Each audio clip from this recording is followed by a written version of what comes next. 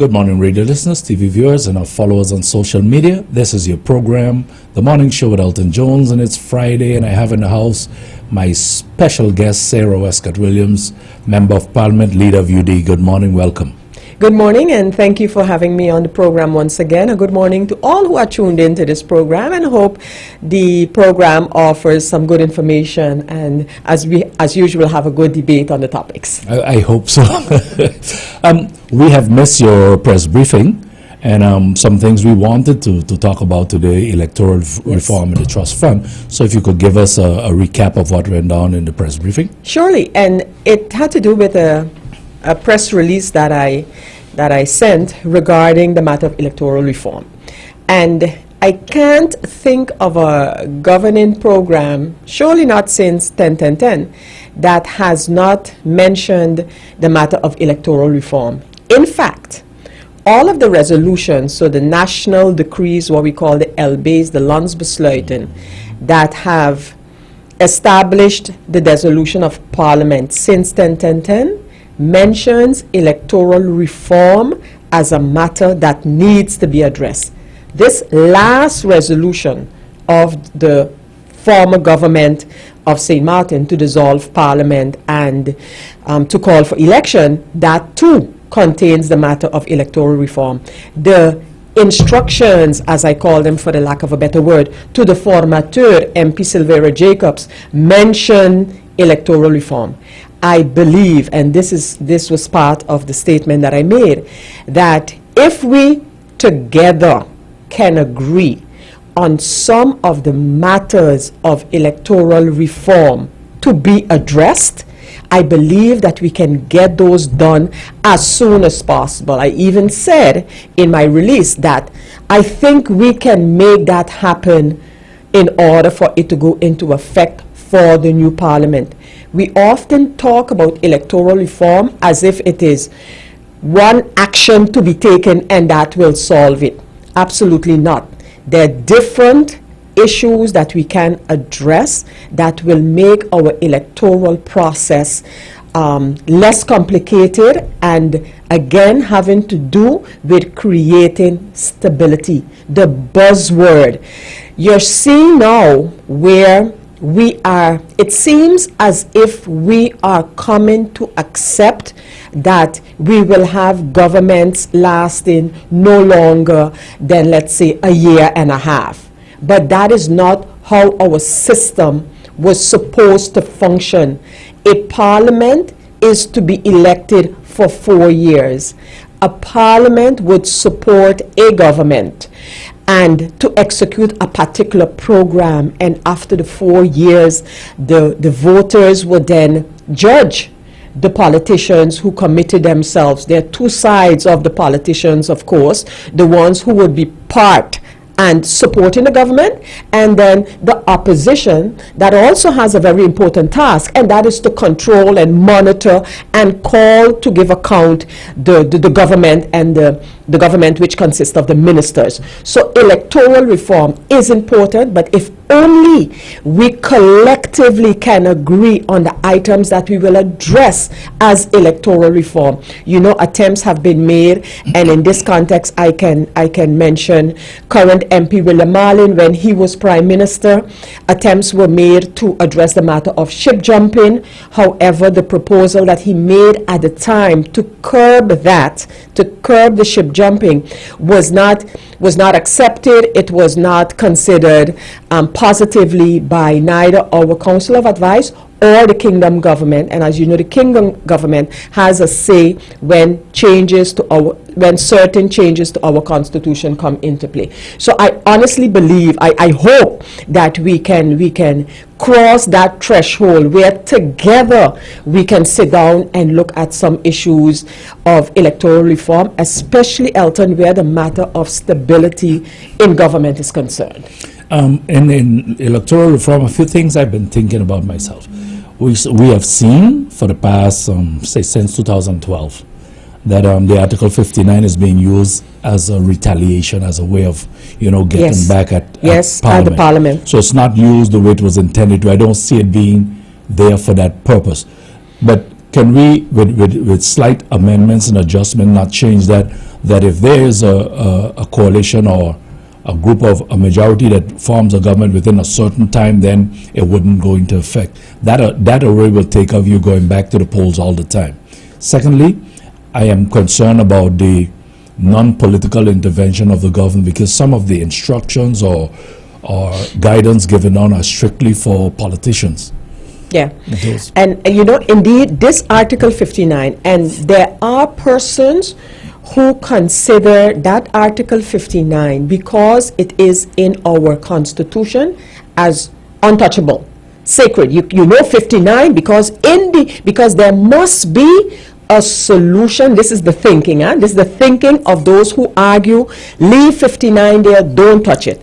The thinking is there must be something in place in case we have a deadlock in Parliament, we have a standoff in Parliament. There must be something in place, some body, some institution, some organ should be able to say, well, okay, Parliament, you cannot continue like that. You are going to be dissolved. We have chosen, and again, we have taken over the system where that call is to be made by the government, and not by the government in a general decree. No, in a simple decree, a decree equal to, if you're going to appoint someone, you do that by allowance beslage, you do that by a national decree. And so I am saying this Article 59, if we want to keep it in the Constitution, then it should be clear for what purpose. Because right now, any government with a little thinking can find a reason to say what happened in there in Parliament yesterday. They were all in there beating up on us as ministers. We're working so hard. You know, we don't like that situation. They're threatening with a motion of no confidence, and they can fall back on 59. And there's nothing that conditions the implementation of Article 59. Nothing absolutely to say. But wait a minute, you had elections last year. Where you go? You know, nothing like that, huh? The government 6 months after an election can decide, I am going to invoke Article 59. It is not even tied to Article 33. That is the article that governs the motion, the possibility for Parliament to give a motion of no confidence. But there must be, the way I understand 59 is that Parliament is an when Parliament fails to function, so non-functioning, dereliction of duty. But when Parliament has been dissolved in the past and last time here, there was no proof that Parliament wasn't functioning. And you see, and the thing is, you say, I say, many of us say that that is the way it should be when you have an impasse. So when you have a Parliament of, in our case, 15 members, and no group of a majority of members can get together to support a government, you have a problem, because that actually means you will have a government that is not supported by a parliament. You can't have that. That is the tenet of our democratic system. You know, you have a government accountable to those elected by the people. That's the basis. That's the basic of it. So you could have a situation where, you know, no group of members in parliament can find themselves in a program that they would then give or support the government to execute. You can have an impasse where, you know, members leave their faction but don't go anywhere else. And even like that, you don't really have to dissolve parliament, because you can have a minority government. You can have a member of parliament who not necessarily supporting a coalition, but deciding that don't mean that I am not going to carry out my duties and vote on the matters as I see fit. You could have a tolerated government, you know. But so what you are saying, what I am saying, others are saying about this 59 is nowhere stipulated. We are going in that direction because we know the spirit of the law. We know how it has been applied by those countries from which we took over 59. But in our case, so what is happening? In more than Article 59 alone, we are giving it our interpretation as we go along. So the next government that decides, I think I better invoke Article 59, they could come up with all kind of arguments. Right now, and this was also a point that I made, in the last resolution by the government of St. Martin to dissolve, and that's the one of former Prime Minister Leona Marlin. In that, and in fact, this came after her, and in fact, in that resolution, it is stated that 59 mentions 90 days. 59 mentioned that if the government, so if the Council of Ministers decide to dissolve Parliament, then the elections and the new sitting of Parliament must happen within 90 days. Yeah. In the last election resolution, the government, the ministers are saying, we know that, we understand it, we acknowledge it, but we have found reasons and arguments to deviate. But once you establish that, another government, also desirous of dissolving Parliament, could find reasons to deviate even longer.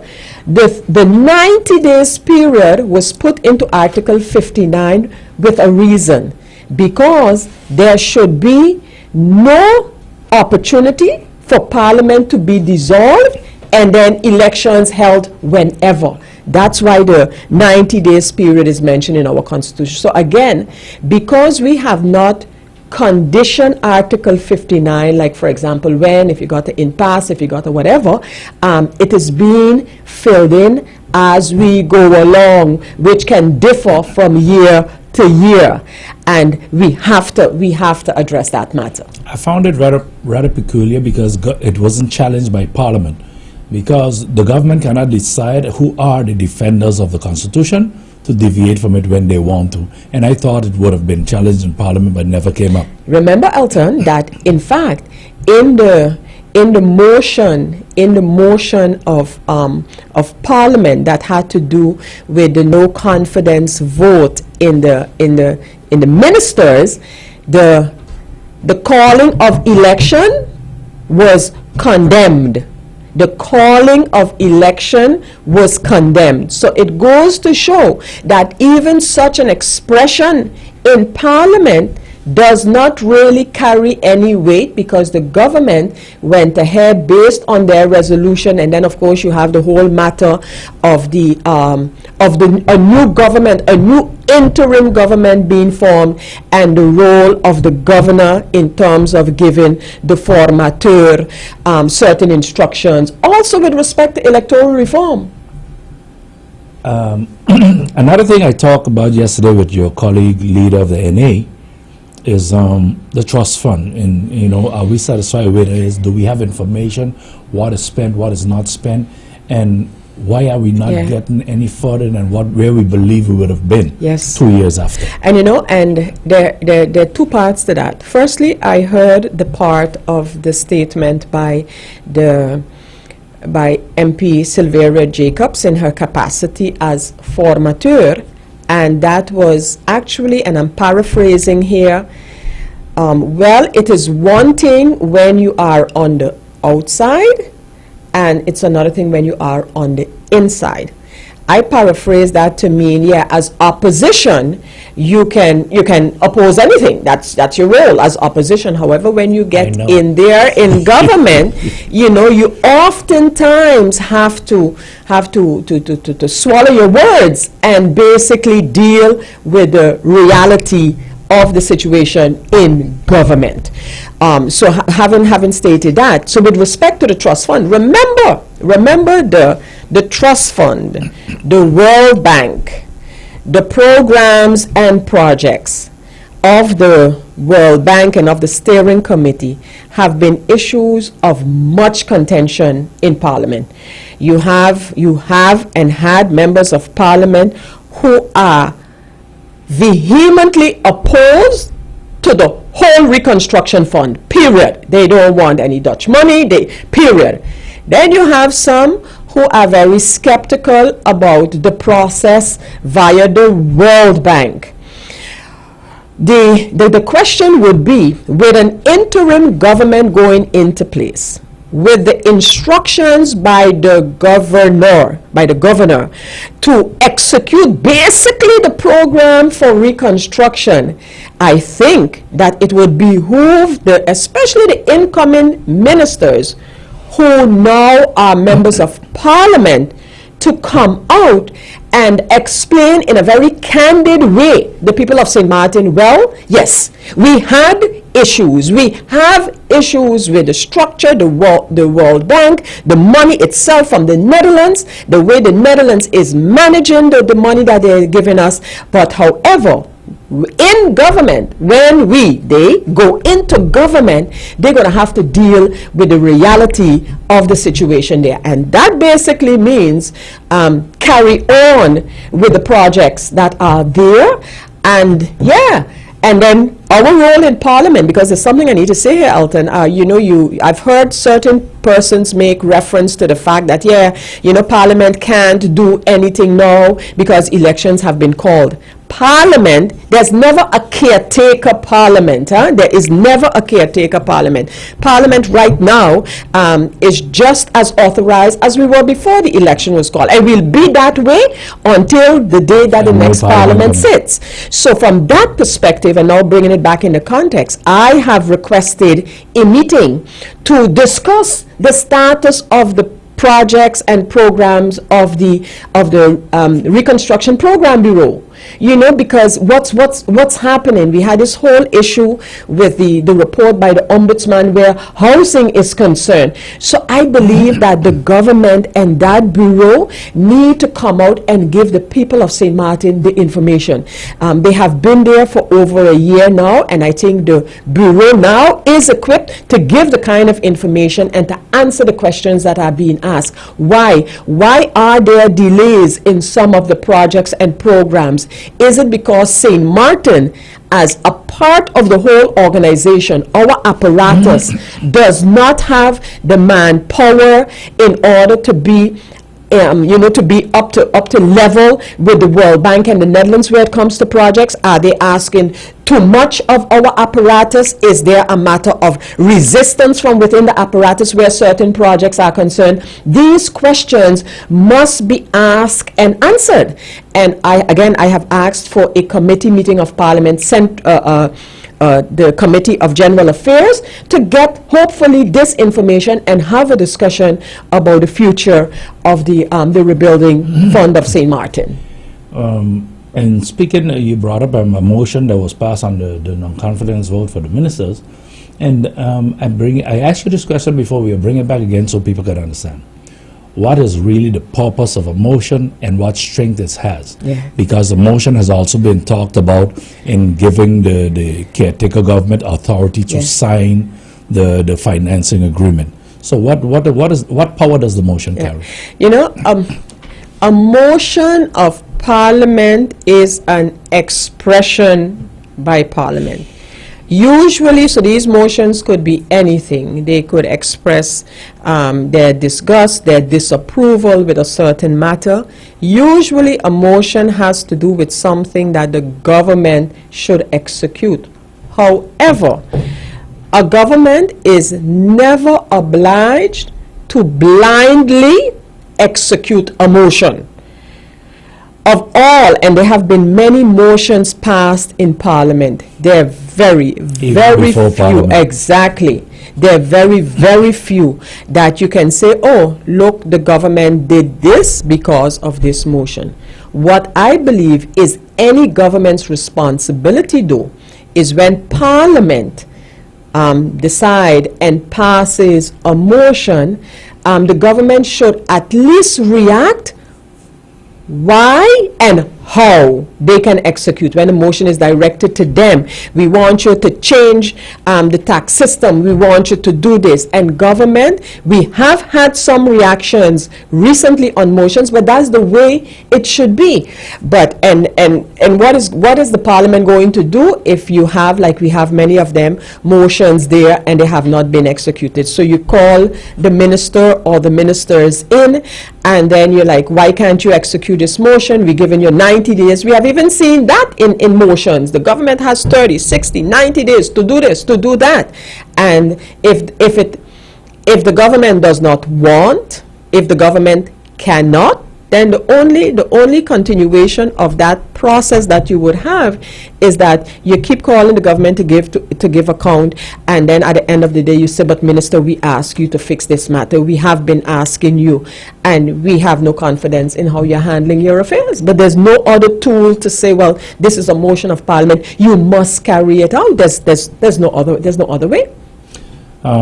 You mentioned the criticism, skepticism of the World Bank and the Dutch in the financing, and it brings me to an appeal by our government against a ruling in the first court of first instance against the dump issue, where government was condemned to either remedy the issues that the litigants brought, or pay a penalty of 10,000 a day up to 10 million. Government is arguing there, no, there's no real danger, no damages, no nuisance, which isn't true, because the report stated that when they did the air quality search, there was no smoke, and you could only get in the smoke if there's been damage. But the point is, what government is arguing now is, look, we can't, one of the ways for us to deal with it is we have to remove all the people living behind the dump. They say it's about 100 people, you have to find housing for them, and government is claiming, I don't know how they're going to do this, that it can be done before March 2020. Well, March 2020, I don't see the housing for 100 people. So where are we going with these things? You know, and the whole dump situation is one of the matters that I have questioned the Minister of Vromi on, and the matter of the court case against government. And this my questioning goes back, I think I did that back in September, asking them, what is really happening? Why did I pick that matter up again? Firstly, you would remember that you had this company, Enviro Green, was they asked if they could come and make a presentation to Parliament, which they did. So my questions to the minister were, okay, so we having these companies come in because there are now others who are asking to come and make a presentation to Parliament. But what are we really telling them when we know that there are several matters playing surrounding the landfill ELTON? And all of these I have addressed in my letter to the minister, which, by the way, he has answered. He answered the letter, and when I look at the answers, I'm like, okay, what are some of the matters that surround our landfill? One, it is a project to be funded in the trust fund. 30-something million dollars have been put aside for that project. Secondly, you have where the public prosecutor some time ago announced that they're going to be making an inquiry into the whole dump situation and the way that Vromi has been handling it. So I asked the minister, do you have any information as a minister regarding this statement by the public prosecutor? The answer to that particular question was that no, the minister did not have an update, but he does know that some months ago, quite some time ago, the public prosecutor's office did request documentation from the Ministry of Vromi. So that's one thing. You have the court case that you referred to. My question was, how are you going to deal with this verdict against you? The government indicated, and we have now read that they were going to appeal the ruling because they could not have it solved by the deadline that they got from the courts to have this matter solved, and if they don't, they will have a penalty. So they have now appealed it with the arguments coming down to the matter of the relocation of persons in the vicinity of the dump. That relocation is seemingly one of the conditions of the World Bank in terms of getting the project going, because you can't have persons there in harm's way, according to them. Right now, and this was also in the answers provided by the minister, right now, and hopefully the results of that study will be available in December, the World Bank has commissioned a study in terms of what system can we employ for our garbage/waste disposal on St. Martin. That study, or the results of that study, are not in yet. So will the government wait until that is in? Now I have to be talking to the interim government in order to make a decision. What are we going to do? One, about our waste system, Are we going to pursue this area of waste to energy, which was a big issue, especially when we had a whole discussion regarding the Enviro Green Company? Is it going to be one where government and the people would actually have to take a loss because we have no income to help us, generate funds from our waste processing? What exactly are going to be, what are going to be our steps once we have the results of this study in? But the fact remains that there are several items that surround us solving the problem of the landfill in Phillipsburg. Two things here. First of all, I believe, and you can correct me if I'm wrong, why are we taking these presentations to Parliament when I get the feeling the presentation should be to government and government bring the proposals to Parliament? And the other thing is, how many studies have we had on the dump now? Exactly. Elton, you have hit two nails on the head. One, I have a different position than several of my colleagues in Parliament where bringing presentations to Parliament. Yeah, it is good to know, but it's good to know that company A can do this with your problem. Company B has another idea for your very same problem. However, if Parliament and government are not in tune where it pertains to a solution for very specifically, let's talk the dump. What are we doing, hearing and receiving all of these presentations? What kind of expectations are we creating? Some persons come to Parliament because they have not been able to make a presentation to government. They have tried or they made it and government is not following up with them. But I think we are putting the wrong onus on Parliament and the responsibilities of Parliament. So now are we going to sit down and hear from what? 3-4 companies what solution they think is best for us, but we haven't yet decided, and that is a decision of the government supported by the Parliament, what we want our solution to be. If you have 5 companies, and I'm sure there are more than that, all 5, according to them, have a solution for our problem. And we ourselves have not yet established this is the direction we want to go into. I'm not talking about doing it. Yeah, we probably would need those specialized in that area to do it for us, but at least we should have an idea how we want to go before we're just sitting down, and accommodating and then, and then showing how much we might know because we Google landfill and and then we asking these questions. No. I know it's not, I look at it differently than several of my colleagues in Parliament, but and the minister, coming back to the minister and his letter to me, while he acknowledges this study is to take place, no decisions will be taken by St. Martin before we get the results. Then we'll decide whether we go left, right, or we just continue on the same trajectory that we're on. But at the same time, he tells me, the minister of Romy, in the letter to Parliament, he tells me, yeah, but he will, he will listen to all others who are making offers. So, I mean... Yeah, but my thing is, I want to hear from the ministers, from government. Do we pick up the old studies we have? Oh, yes, you had mentioned that. Yeah. Or at least make them a comparative check with what you're getting now. I've heard thousands of them. I've heard, and I hope that the situation has been rectified. I've heard that in order to do the study, this new study, it would have been helpful to get the studies that are already there. Why would we go and have to start from scratch, going back 20 years when 10 years ago there was one made going back to 20 years? So why can't we start from the 10-year mark?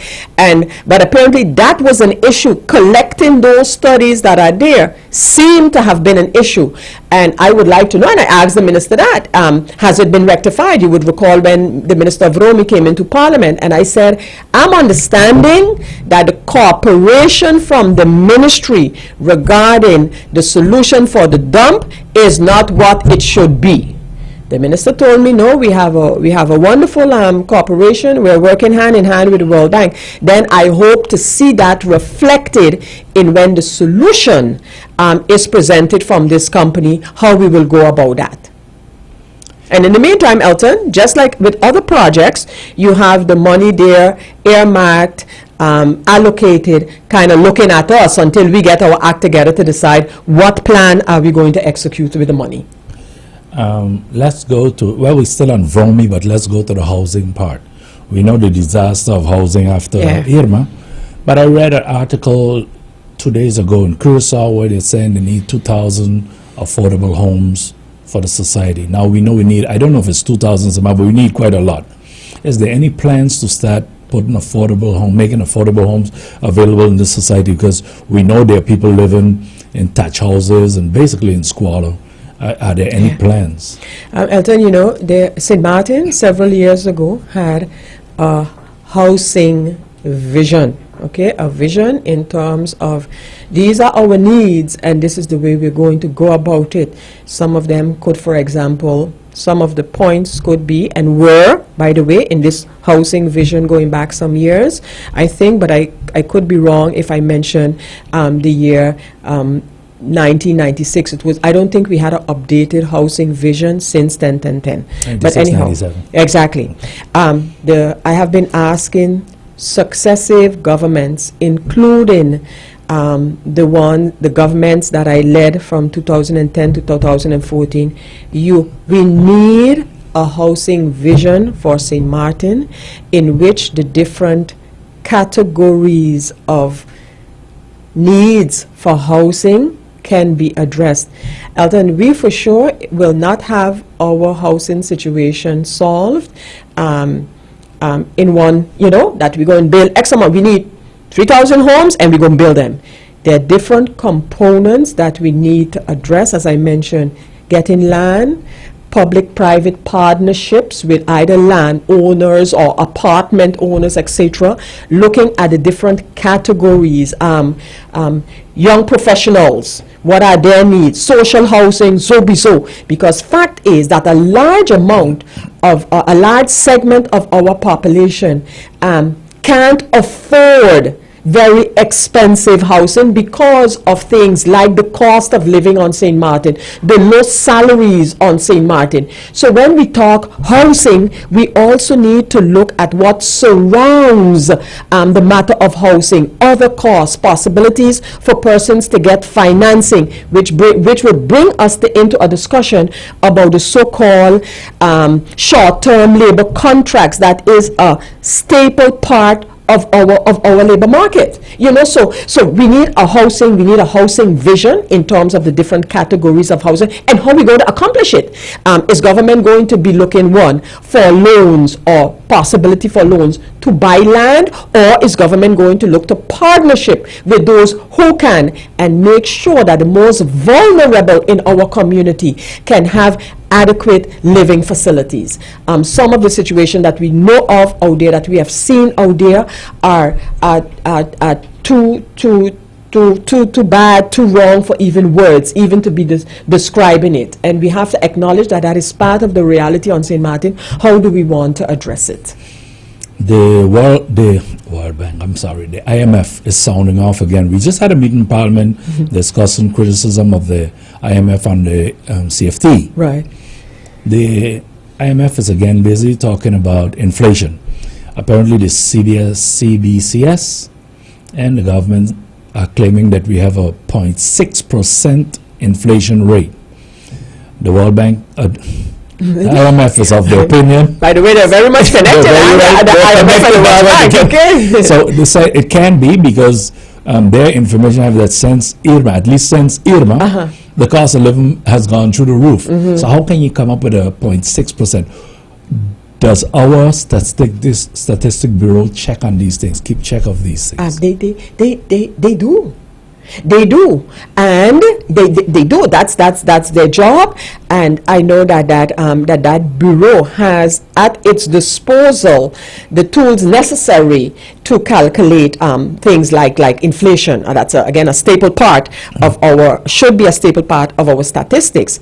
However, it should also be recognized that St. Martin's economy is not your regular economy. And I say this looking at matters like the French side, our very, very open borders, and these things will definitely have an effect on the information that you get to calculate inflation. inflation, is the increase in prices, etc. And you know, so it could very well be affected by matters that we can't factor in. But it's just like with the census, the population census. You know, we have not been able to satisfactorily cross-reference the information regarding our population. We have not been. So you have one thing, which is the registration at the civil registry. If you look at companies, which could give you an idea as well, even if you were to extrapolate it, and you have GB, you have SZV, you know, but the last census that we had, it was very, very difficult to collaborate this information. And I think the inflation issue is facing a similar, the inflation calculation is facing a similar issue. Like you brought up the census, let's go back to this border control thing, what's happening in immigration. We seem to be comfortable with what's happening, but we have a steady influx of foreigners in the country. We have the Venezuelan issue to deal with. But we also have reports now of people being brought in at night or whenever via the ports from islands like St. Lucia and other islands down south to work here in the construction field, and they're being employed by illegal companies, some of them owned by Chinese. Can somebody in government, the Minister of Justice should be, but anybody, explain what's happening with border control and immigration? I have the same questions, Elton. We need to address this simmering issue because it is coming more and more to the surface. We know it exists. A young lady came to me just the other evening, and for a very simple, very simple issue, and that being her not having her renewal contract at hand to sign off. So she had worked a couple of days over the contract term, the contract term, and then the manager of the business asked her that for the contract she didn't have it, the new one to be signed, she had it at home, etc., etc. But what was critical in this regard is that employer was employing illegals, and did because of that discussion about the contract, you need to sign it now or get out of my place, actually led to her putting this documented person out of the establishment. And how's the illegals there working? The person went to the labor office started to check, etc., etc. But you know, but this is the reality. This was just a small business, but you have it all over, and we have to call it for what it is. It is a problem that we're having here, and already the labor market is strained because of hurricane and because of properties coming back not fully yet, etc. But you have now this influx of labor, usually cheap labor, and again we have to address it out. And we can't like, yeah, but you know, St. Martin, we accept everybody. No, the years that we had so much employment that with all the persons on St. Martin, we did not have enough hands, we did not have enough bodies to put in the labor market. Those days are past. We had remedies where I can remember there was a $10,000 fine for hiring illegals in your business and so to try to stem what is happening. There's now too much ease for employers to send people home with impunity. They don't care while they employ illegals and nothing happens. The impression we're given out there to the people, there's no help inside. People tell you on the road, but don't make sense going to the labor office. I know. You know, because when you go, what happens? And the illegals continue to work. This can't happen in the country. And then they say, you know, you're being discriminatory. I don't find that as discriminatory. And you know, Elton, that is one of the things, and I said this in a statement as well. There are matters that are larger than any one of us. There are matters that are larger than politics. we have to identify those issues and agree on how to tackle them. The issue of immigration and control, for example, we have heard over and over that there is no money for the inspection department to do its work as they should. One, two, what do you do? So when you have, let's say you have your controls, you see there are illegal persons on St. Martin, what do you do with those persons? We have nowhere to put these persons because you can't put them in jail. They transgress our laws here, but they're coming to look for for livelihood on St. Martin. So you want to treat them right, but apparently, where would you then put them in a case like that until they're deported from the island? Thirdly, the Venezuelan issue is an issue on its own where our immigration is concerned. With this, I mean that you got additional issues facing the fact that they come through the French side, or they sometimes are on the French side and come over here, the possibility for them to seek asylum. You know what I'm saying? So in the case of the Venezuelans, there are additional issues that we have to address. So why did I mention? So if we can agree that this matter is slowly but surely reaching proportions that we cannot deal with, and then we would look at the measures that we need to take and agree that we will take those measures and not make it a political football. Oh, we want to put out immigrants. Oh, we don't want to put out immigrants. Oh, they are against. And but really sit down and analyze it. It is a problem. Wherever you go, whoever you speak to, it is acknowledged as a problem. And how do we handle it? How do we handle it?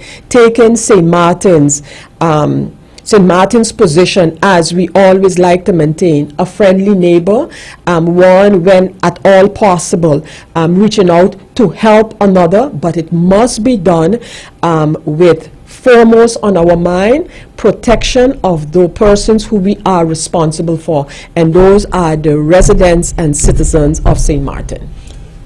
Sarah, I see we get, some of us in this country, get the opinion that we're the 16 square mile UN of the world, we're the United Nations, everybody could come. And I'm afraid that what's happening now is going to end up in courts. We know the courts rule on these things, you have to let them loose. And then we have to go back to a Brooks Tower agreement because we have open borders, now we have a large influx, and then it starts creating a problem, and we're in courts, and our luck as government hasn't been winning much of those cases.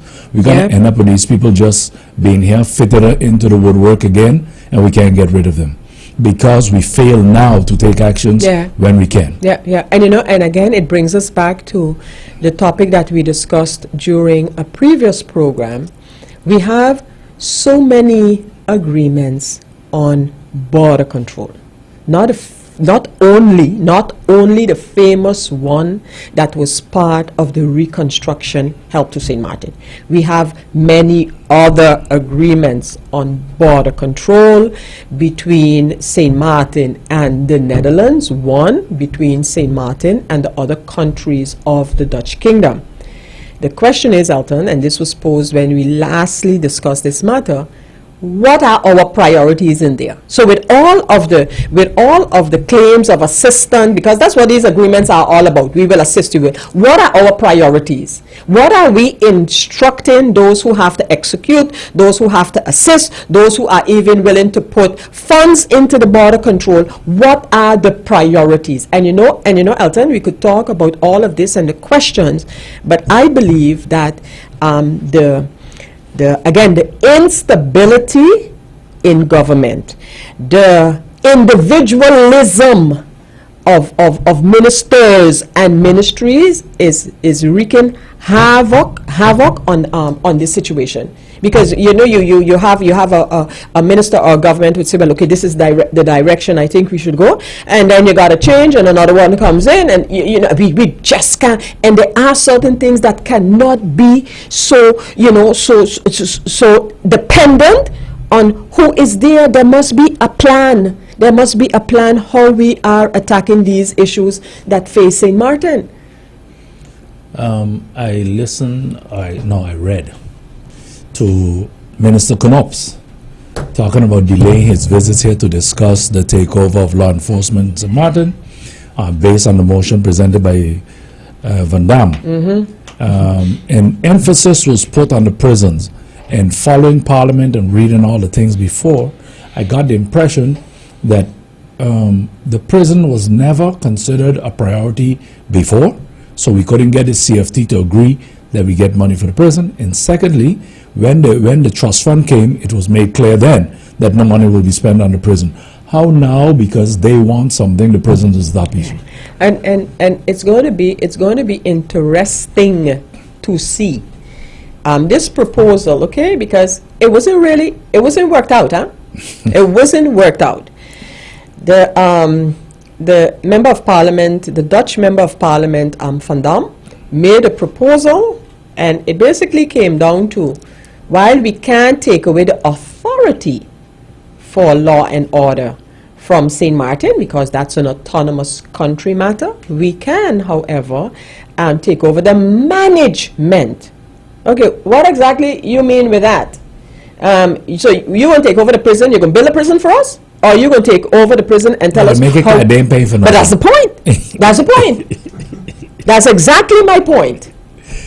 You know, and why was it that the trust fund from the get-go excluded the prison, when that, not only for St. Martin, not only for the prisoners and the workers and everybody part of that system, that it is important that we upgrade our prison facilities, but also for the Dutch government itself, because internationally organizations, they're really looking at, you know, you have one Dutch kingdom and you have 4 countries, and these countries are responsible for some matters, and then you have that discussion who's responsible.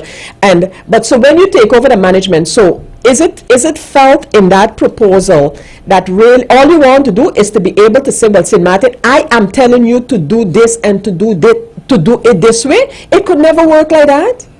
Because then what are you going to say? St. Martin, with your budget of 500 million guilders, we believe 100 million should be put into the prison. We're going to manage it for you. Is that what it's then going to come down to? That then via the CFT, you'll have specific instructions to finance the prison and whatever goes with it. The Dutch government, separate from our budget and whatever have you, has put money in law enforcement on St. Martin, but by doing that, they indicated where it should go, what it should be spent on. Why can't we get money in our priorities for immigration? Why can't we get funding for our priorities in the area of immigration? I am having a real problem with the word priorities. When I read the report on status without that they had presented back then, it stated clearly that St. Martin's government will set the priorities. Yes.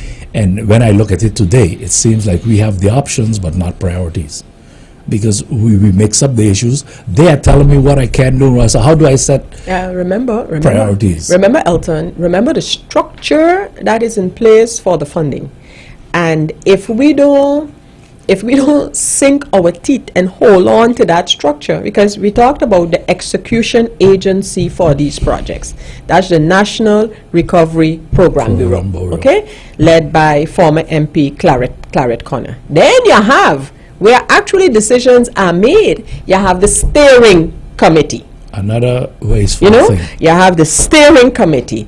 Currently, St. Martin is represented in that committee by former Prime Minister Marcel Gomes.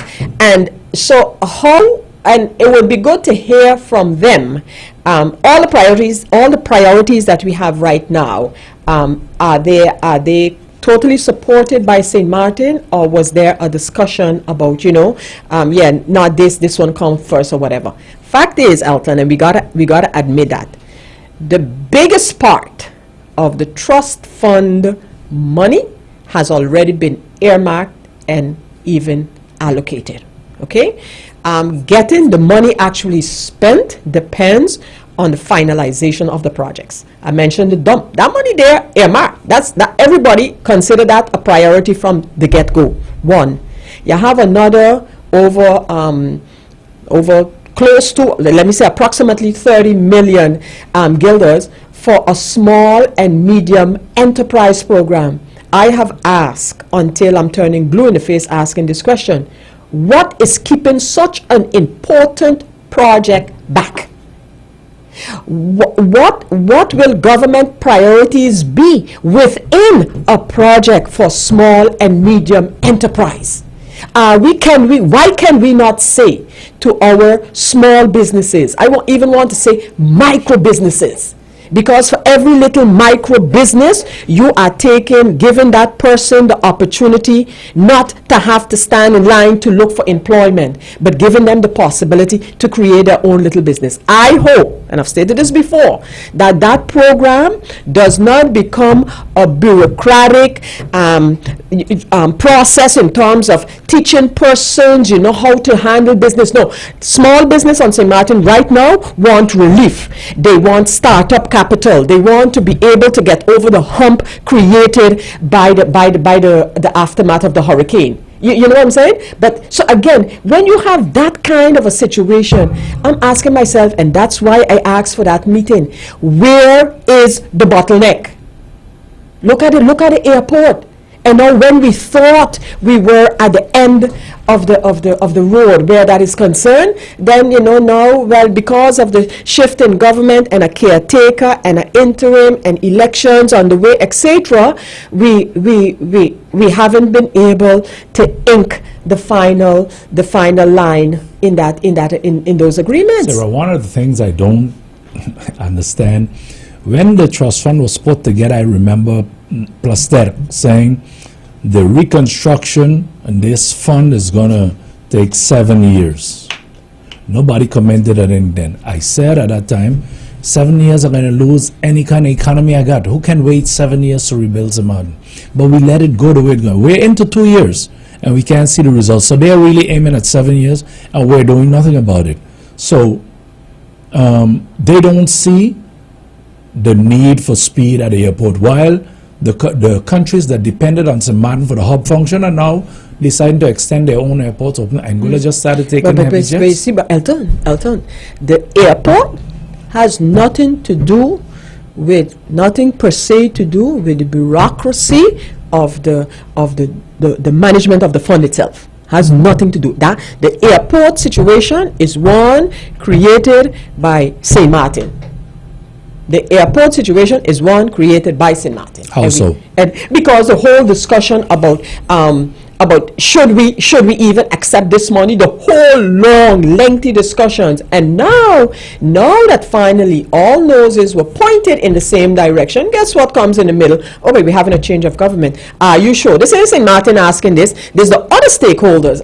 But are you sure that everybody is still on line with this particular process for the airport, or will we now hear again a government, a new government, a interim government saying no, you could keep your money and we go finance the airport otherwise? That's a hesitancy. That's the concern that is being expressed again. Not by we understand it.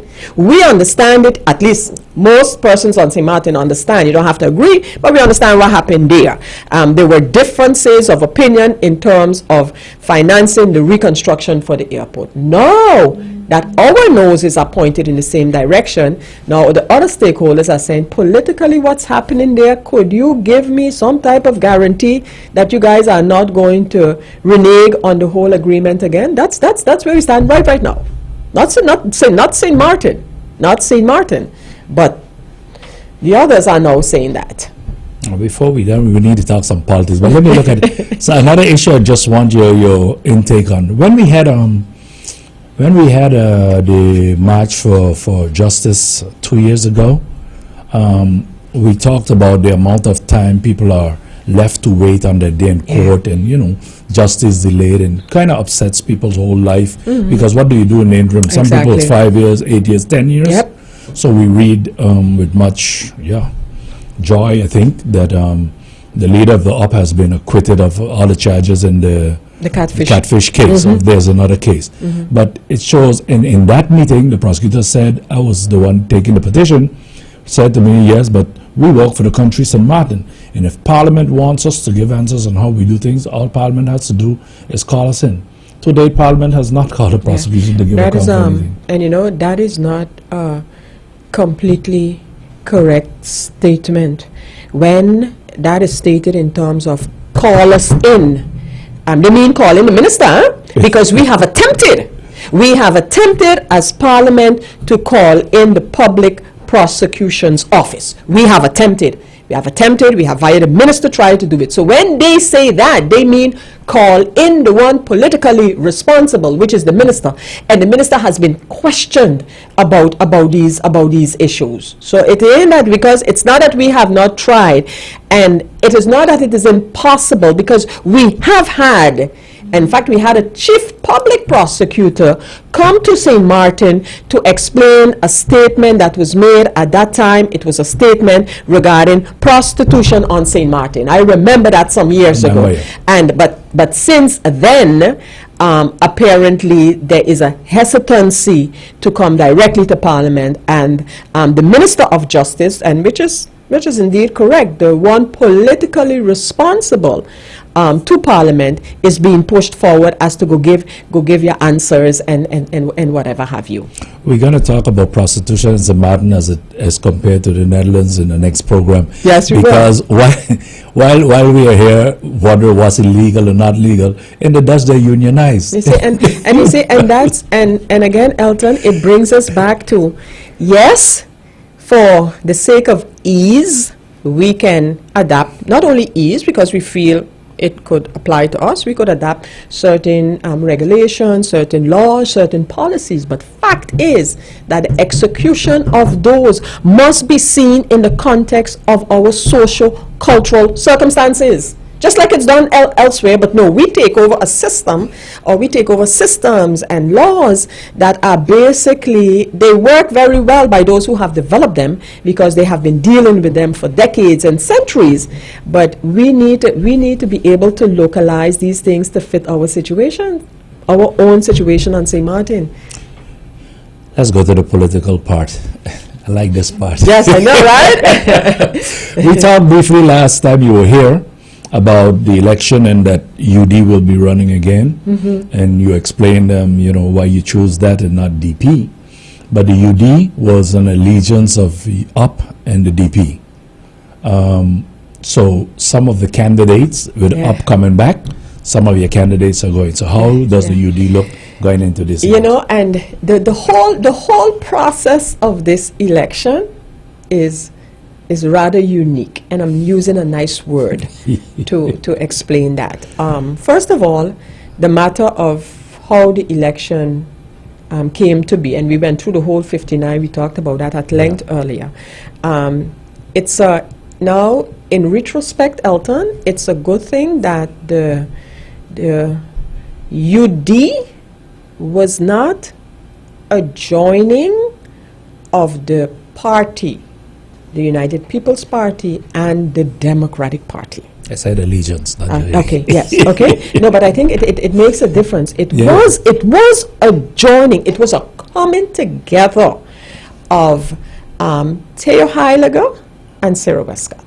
So in our articles of incorporation, you don't see Theo Heiliger as leader of the UP. You see Theo Heiliger with all of his information, Sarah Wescott not as leader of the DP. So it is the two of us. Of course, we had behind us at the time, on Theo's case, the UP, and on my case, the DP. But we chose to create a vehicle that, with the reconstruction, the rebuilding of St. Martin foremost. So that's the way our articles of incorporation read.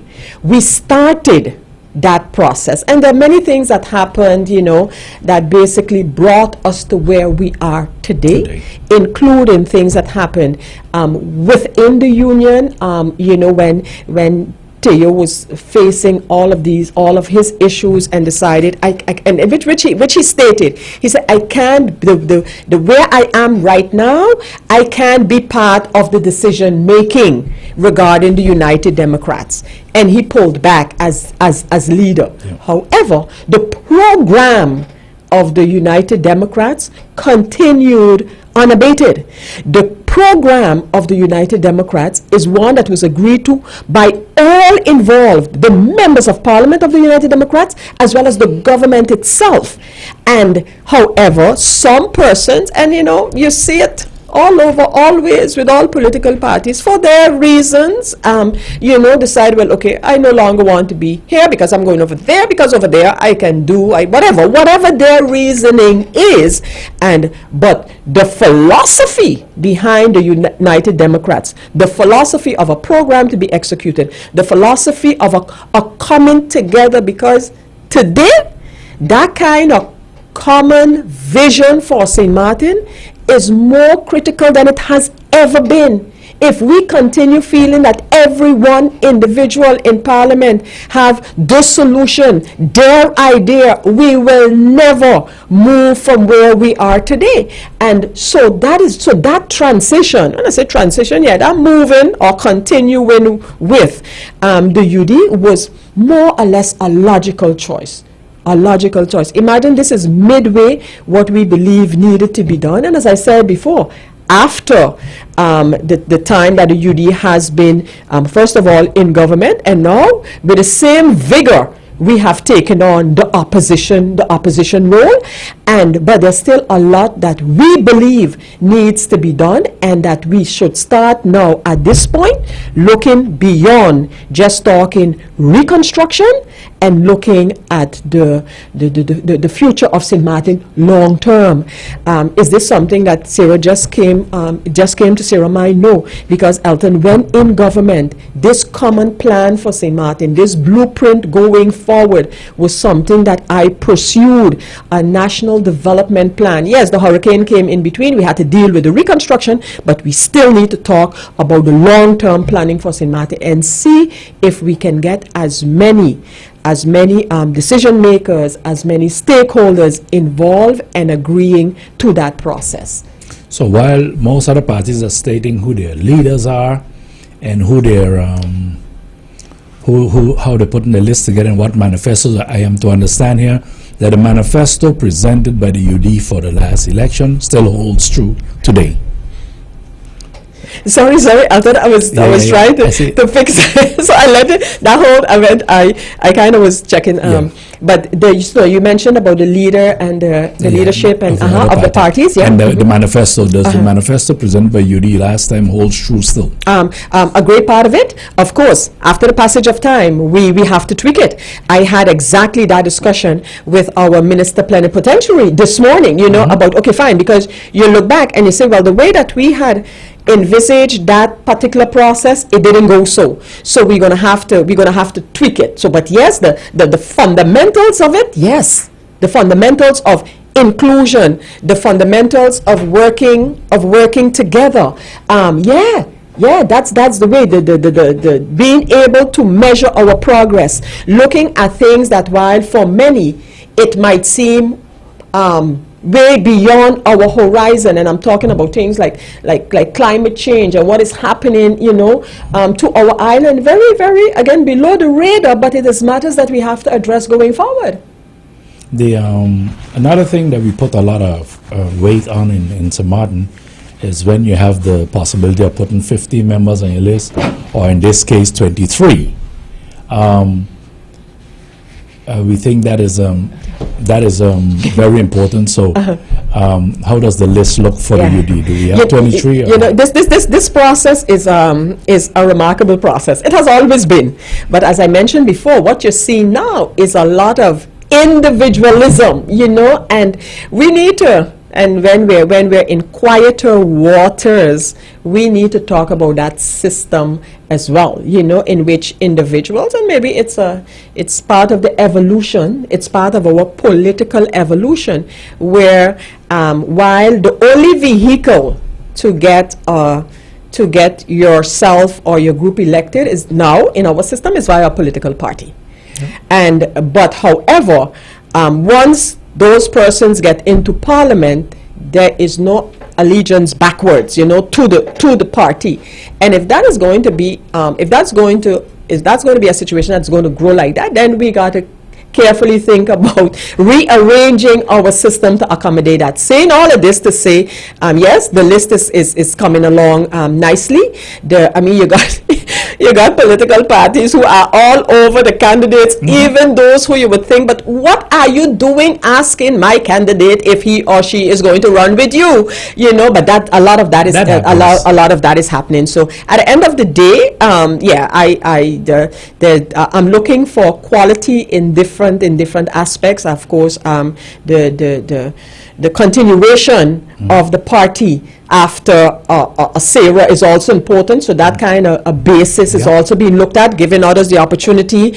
We have experience, we have incumbents, we have professionalism. You know, so a nice mix. I have said 1,000 times on this program how proud I am of the young people in politics, their work ethics, their willingness to research and stuff like that. But there's a thing out there that I hear, what is old politics and new politics? So you need to explain me, what is old politics? You know, and I can't explain it for those who use it. In many countries, that kind of seniority in politics is valued very much. That's what I think.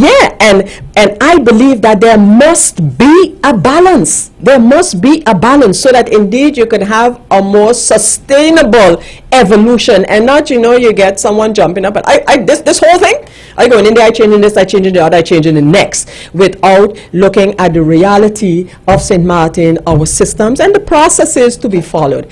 So I don't know about the new and old thing. I know about the seniority, and I think that there's always, even for those most experienced politicians, there's always something to learn. You know, there's always something to learn from the younger ones, just like the younger ones. There's always something to learn from the senior ones. And if you got a good pact like that, so that kind of an agreement, I think that's a perfect solution going forward. Not only looking at the next year and see if could we at least be in government for a year, because we know after the year or so you're gonna have something happening. No, a more sustainable political evolution.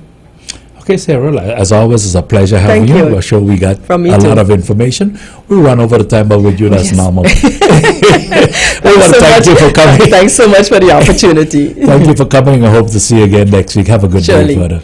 Radio listeners, TV viewers, and followers on social media, we've come to the end of the program today. We want to thank our Member of Parliament for being with us. Do have a pleasant day further. Goodbye.